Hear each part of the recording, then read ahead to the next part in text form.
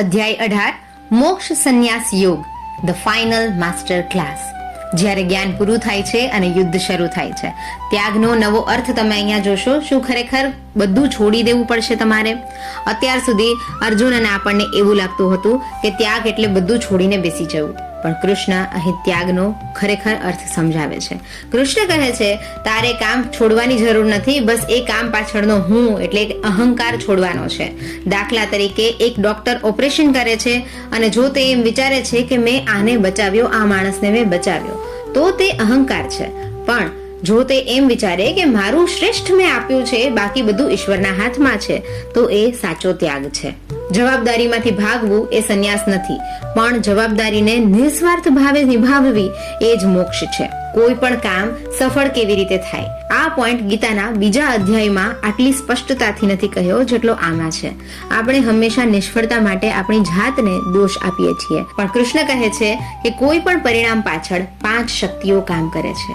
1 અધિષ્ઠાન, 2 કર્તા, 3 કરણ, 4 ચેષ્ટા અને 5 દૈવ.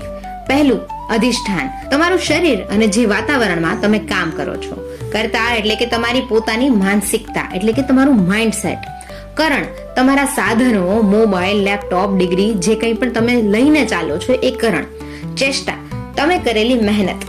દૈવ, the divine factor, સંજોગો કે ઈશ્વરીય ઈચ્છા. જો તમે 100% મહેનત કરી છે છતાં પરિણામ નથી મળ્યું, તો સમજી લેવું કે 5મા ફેક્ટર દૈવમાં કંઈક અલગ લખાયેલું છે.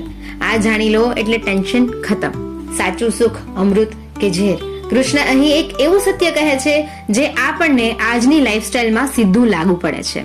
એક હોય છે રાજસિક સુખ અને બીજું હોય છે સાત્વિક સુખ. રાજસિક સુખ જે શરૂઆતમાં અમૃત જેવું મીઠું લાગે છે પણ પછી ઝેર બની જાય છે, જેમ કે મોડી રાત સુધી મોબાઈલ ચલાવવો, જંક ફૂડ ખાવું અને આળસ કરવી.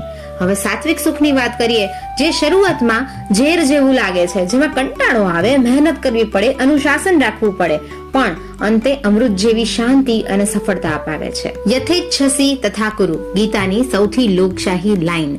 આખી ગીતા સાંભળ્યા પછી કૃષ્ણ અર્જુન પર કંઈ થોપતા નથી. તે એવું નથી કહેતા કે મેં કહ્યું એટલે તારે આ યુદ્ધ કરવું જ પડશે. તે કહે છે મેં તને સૌથી ગુપ્ત જ્ઞાન આપી દીધું છે, હવે તું તારી બુદ્ધિથી વિચાર કર અને જે યોગ્ય લાગે, એઝ યુ વિશ, જે તને બરાબર લાગે એ તું કર. આ લાઈન આપણને બતાવે છે કે ઈશ્વર આપણને ફ્રીડમ ઓફ ચોઇસ આપે છે. જ્ઞાન આપવાનું કામ કૃષ્ણનું છે, પણ નિર્ણય તો આપણે પોતે જ લેવો પડશે. તું ડર નહીં, હું બેઠો છું.